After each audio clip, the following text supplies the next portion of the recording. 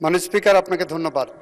মাননীয় স্পিকার, আমি মোহাম্মদ আসাদুজ্জামান, মন্ত্রী, আইন, বিচার ও সংসদ বিষয়ক মন্ত্রণালয় প্রস্তাব করছি যে জাতীয় মানবাধিকার কমিশন আইন 2009 পুনঃপ্রচলন করিবার উদ্দেশ্যে আনিত বিলটি জাতীয় মানবাধিকার কমিশন রহিতকরণ ও পুনঃপ্রচলন বিল 2026 অবিলম্বে বিবেচনার জন্য গ্রহণ করা হোক।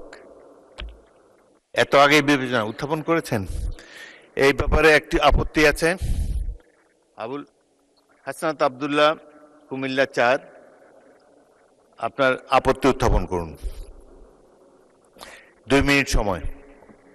মাননীয় স্পিকার, এই সংসদে আজকে যেই পাটাতনের উপরে দাঁড়িয়ে আছি, এই সংসদটি প্রতিষ্ঠিত হয়েছে। এই সংসদের সংসদ নেতা, বিরোধী দলীয় নেতা, এই সংসদের ট্রেজারি বেঞ্চে যারা উপস্থিত আছেন, প্রত্যেকে এই সংসদে আসার পথে যেই ক্রান্তিকালীন পর্যায় অতিক্রম করে এখানে এসছে, এই পুরো জার্নির পিছনে যে আইনটি জড়িত সেটি নিয়ে আমরা আজকে আপত্তি উত্থাপন করছি এবং সেটির জন্য 2 মিনিট। এটা এক ধরনের, মাননীয় স্পিকার, এটা খুবই অপ্রতুল।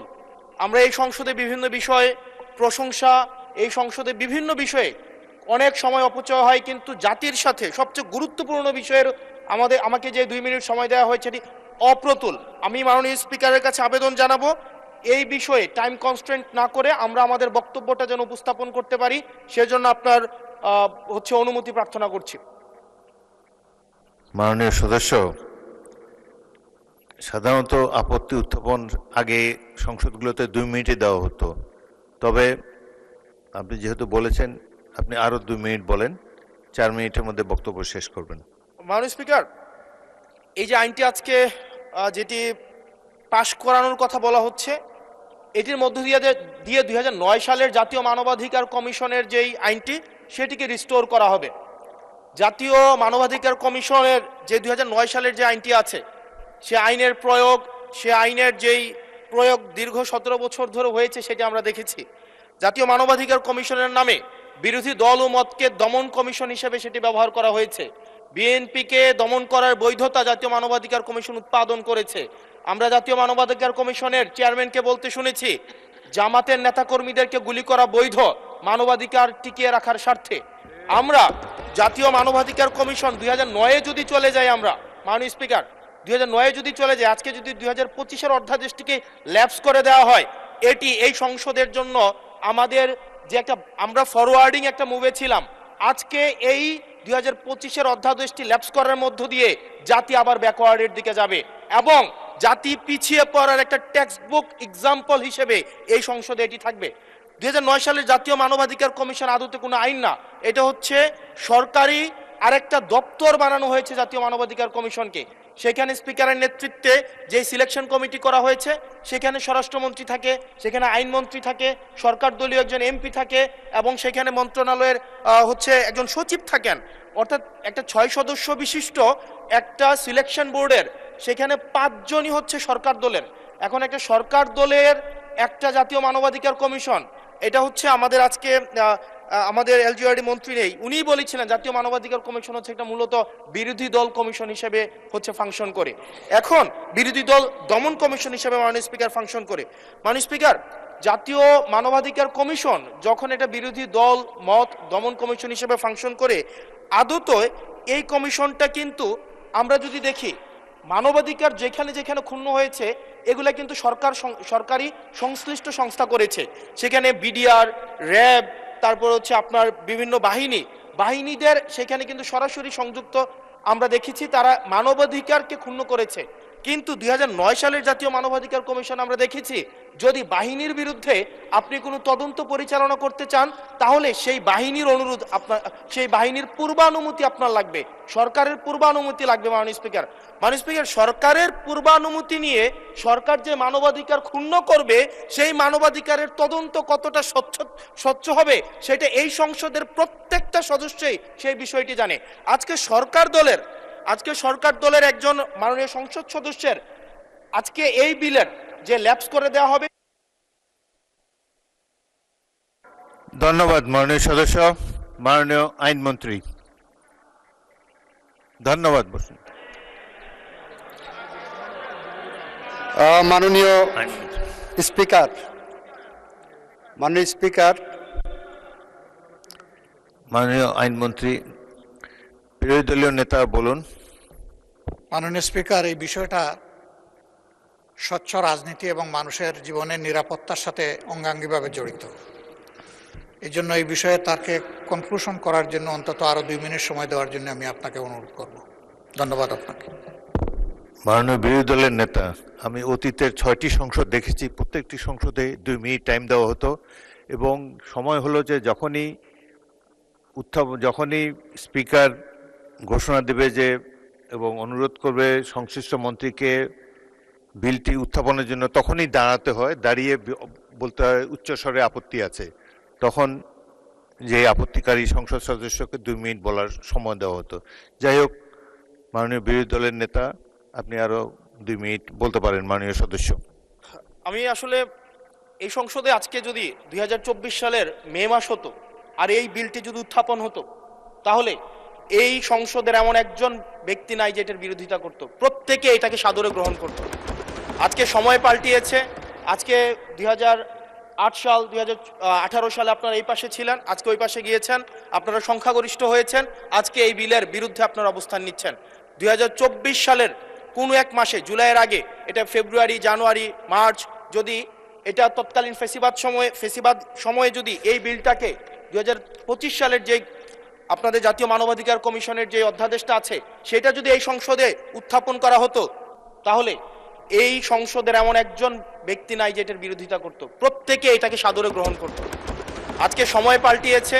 আজকে 2008 সাল, 2018 সালে আপনারা এই পাশে ছিলেন, আজকে ওই পাশে গিয়েছেন, আপনারা সংখ্যাগরিষ্ঠ হয়েছেন, আজকে এই বিলের বিরুদ্ধে আপনারা অবস্থান নিচ্ছেন।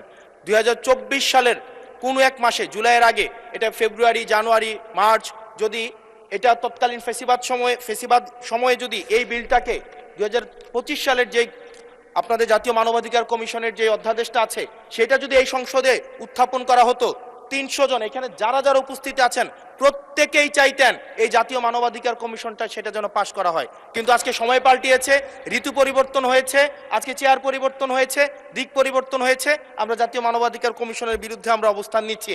এবং আজকে আমাদের এই অবস্থান রং সাইড অফ দ্য হচ্ছে আমাদের রাইট অর রং, আমরা যে মোরালিটির আমরা রং সাইডে অবস্থান নিচ্ছি, এটা টেক্সট বুক এক্সাম্পল হিসেবে ইতিহাসে লিপিবদ্ধ থাকবে। মাননীয় স্পিকার, এই আইনটা এটা শুধুমাত্র যে জাতীয় মানবাধিকার কমিশন শুধুমাত্র এটার সাথে সম্পর্কিত না, বরং এটা আরো 2টা অধ্যাদেশের সাথে সম্পর্কিত। এটা গুম অধ্যাদেশের সাথে সম্পর্কিত এবং আমাদের যে জুলাই গণ অভ্যুত্থান দায় এবং হচ্ছে আমাদের দায় মুক্তির যে অধ্যাদেশটা রয়েছে সেটার সাথে সম্পর্কিত।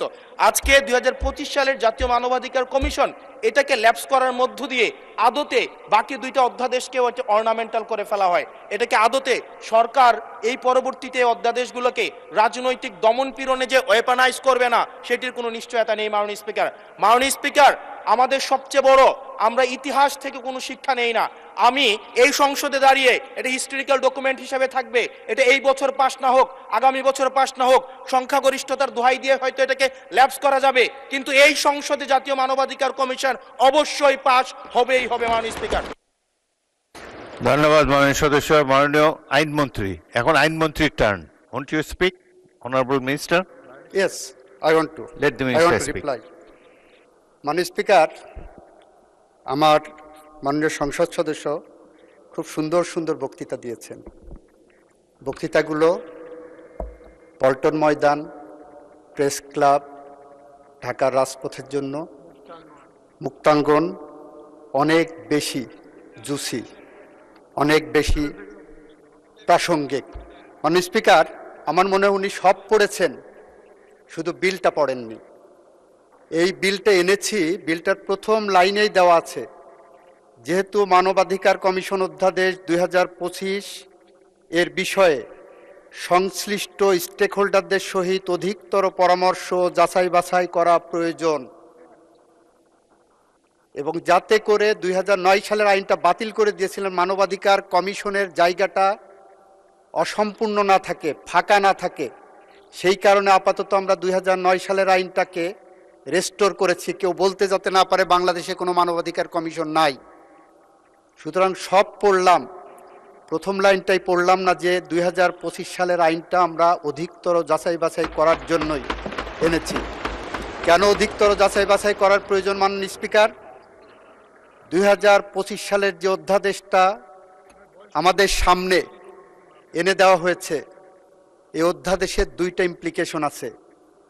একটি ইমপ্লিকেশন হলো, আমরা যখন কোনো আইন করি, কোনো অ্যাকশন নেই, কোনো অ্যাক্ট করি, সেটা যদি এমন হয় যে এটা করেছি উইথ অ্যান আলটেরিয়র মোটিভ, এটা যদি এমন হয় যে এটা করেছি উইথ এ মেলাফাইডি মোটিভ, যদি এমন হয় যে বিএনপি ক্ষমতায় আসবে তাকে কোনোভাবেই কাজ করতে দেওয়া হবে না, সেরকম উদ্দেশ্য যদি থাকে, সে ধরনের উদ্দেশ্যপূর্ণ আইন, আইনের ভাষায় বলছি, জুডিশিয়াল রিভিউয়ের ভাষায় বলছি, কনস্টিটিউশনাল লয়ের একজন ছাত্র হিসেবে বলছি, that law is a void of initio ল।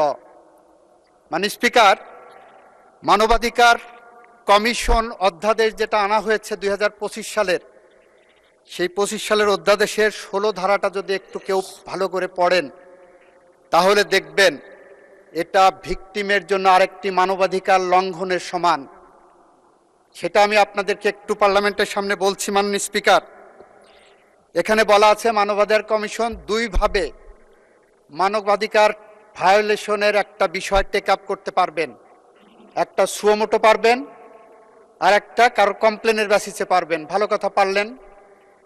কমপ্লেনের বেসিসে নেওয়ার পরে কতদিনের মধ্যে এটা অনুসন্ধান বা তদন্তে পাঠাবেন তার কোনো গাইডলাইন নাই।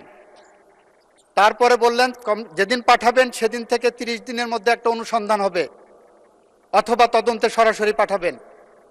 ভালো কথা, অনুসন্ধান করে প্রাথমিক সত্যতা পাওয়ার পর একটা 30 দিনের রিপোর্ট পাইলেন। সেই রিপোর্টের পরে কি করবেন? মানবাধিকার সংস্থা আবার একটা তদন্ত করবেন। কতদিনের মধ্যে তদন্ত করবেন সেটার গাইডলাইন নাই। ভালো কথা, আর একটা রিপোর্ট নিলেন 2 মাস পরে, সেটাও ভালো কথা। রিপোর্ট নেওয়ার পরে দুই পক্ষকে ডাকাডাকি করবেন, দুই পক্ষকে শুনবেন। শোনার পরে ওনারা 4টা কাজ করতে পারবেন। নাম্বার 1, জরিমানা করতে পারবেন। কিন্তু জরিমানা কত টাকা হবে, কিভাবে রিলাইজ হবে, কোন আইনে হবে, তার কোনো গাইডলাইন এখানে দেওয়া নেই, আইনে বিধান নাই। মানে স্পিকার, বলা হচ্ছে কমিশন ক্ষতিপূরণ ইম্পোজ করতে পারবেন। ক্ষতিপূরণ কত টাকা হবেন, কি পরিমাণ হবেন, কি গাইডলাইন হবে, কিভাবে রিলাইজ হবে, কার কাছে যাবে, তার কোনো গাইডলাইন এই আইনের মধ্যে নাই মাননীয় স্পিকার। মাননীয় স্পিকার, মানবাধিকার আইন কমিশনে বলা হচ্ছে আরেকটা কি করতে পারবেন, ওনারা সুপারিশ করতে পারবেন ওই ভিকটিম মামলা করতে পারবেন নাকি কোনো জায়গায় ধর্ণা দিতে পারবেন। 2 বছর মানবাধিকার কমিশনের পিছনে দৌড়ায় দৌড়ায় মনে হবে যে আমি মামলা করতে পারবো কি পারবো না, সেই কারণে সুপারিশ নেওয়ার জন্য মানবাধিকার কমিশনে যাওয়ার দরকার নাই। আমাদের মতো যারা বটতলার উকিল আছে মাননীয় স্পিকার, আমরাই বলতে পারি যে এটা মামলা যাবে কি যাবে না। মাননীয় স্পিকার, আর একটা কাজ করতে পারবেন, মানবাধিকার কমিশন বাদী হয়ে তার পক্ষে মামলা করতে পারবেন। প্রশ্নটা হলো, তদন্তের পরে মানবাধিকার কমিশন যখন আপনার মতো নিরপেক্ষ চেয়ারে বসে দুই পক্ষকে শুনানি দিচ্ছেন, শুনানির শেষে তারপরে আপনি যে বাদী হয়ে এক পক্ষের মামলা করলেন, can it be called a reasonable law?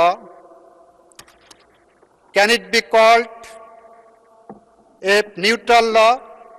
Can it be called a just and proper law? এই প্রশ্নগুলো যখন আমাদের সামনে আসে মাননীয় স্পিকার, তখন আমাদেরকে বিলের প্রথম লাইনেই বলতে হয়, মানবাধিকার কমিশন অধ্যাদেশ 2025 সংশ্লিষ্ট স্টেক হোল্ডারদের সহিত অধিকতর পরামর্শ যাচাই বাছাই করা প্রয়োজন।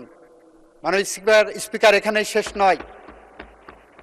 আমরা একটা আইন জানি, বাংলাদেশের ইতিহাসের সবচেয়ে জঘন্যতম অপরাধ, পৃথিবীর ইতিহাসের সবচেয়ে জঘন্যতম ইতিহাস হলো অপরাধ হলো গুম করা। সেই গুম করা সংক্রান্ত একটা আইন করা হয়েছে, গুম কমিশন আইন। মানে স্পিকার, গুমের অপরাধকে এতটাই গুরুত্ব দিয়ে এই পার্লামেন্ট আইন পাশ করেছে যে যে কেউ গুম হলে তাকে মানবতা বিরোধী অপরাধের মধ্যে আমরা ফেলব। মানে স্পিকার, সেই আইনটাকে ফ্রাস্ট্রেট করবে যদি আমি মানবাধিকার কমিশনে এই আইনকে এইভাবে রাখি। কারণ এখানে বলা হলো, গুম কমিশন আইনে বলা হলো গুমের বিষয়ে তদন্ত করবেন মানবাধিকার কমিশন। তাহলে মানবাধিকার কমিশন কি করবেন? ওই যে তদন্তের কথা আছে, তদন্তের পরে যে তারপর ওনাদের কাছে পাঠাবেন। এবং গুম কমিশন বলে সেপারেট কোনো কমিশন তৈরি করা হয়নি বা স্কোপ রাখা হয়নি আইনে। গুম কমিশন বলতে যে ডেফিনেশন দেওয়া হয়েছে, সেই ডেফিনেশনের মধ্যে বলা হয়েছে গুম কমিশন মানে মানবাধিকার কমিশন। মাননীয় স্পিকার, আইনের এই অ্যাম্বিগুইটি থাকতে পারে না। আইন স্বচ্ছ হতে হবে, আইন পরিষ্কার হতে হবে।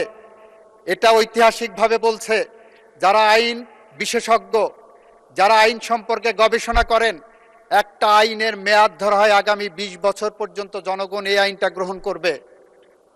তারপরে যদি লাস্টিং করে সেটা করবে। ধরে নেওয়া হয় 20 বছর পর পর একটা আইন পরিবর্তন যোগ্য হবে। আমরা যে আইনটা পেয়েছি, অধ্যাদেশটা, সেই অধ্যাদেশের যে ফ্রডগুলো আছে, সেই কারণে মাননীয় স্পিকার আমরা বলছি সংশ্লিষ্ট স্টেক হোল্ডারদের সহিত পরামর্শ করে অধিকতর পরামর্শ ও যাচাই বাছাই করা প্রয়োজন। মাননীয় স্পিকার, আমাদের মাননীয় স্বরাষ্ট্রমন্ত্রী ওই দিন বলেছিলেন জুলাই সনদকে ইমপ্লিমেন্ট করতে হলে আসেন এই পার্লামেন্টে আমরা একটা বিশেষ সংবিধান সংশোধন কমিটি করি, একটা বিশেষ কমিটি করি, যেখানে সবগুলো আলোচনা আসবে, যেখানে অধিকতর যাচাই বাছাইয়ের প্রশ্ন আসবে, যেখানে মানবাধিকারের যারা ভিকটিম আছে তাদের সাথে পরামর্শের প্রয়োজন আসবে।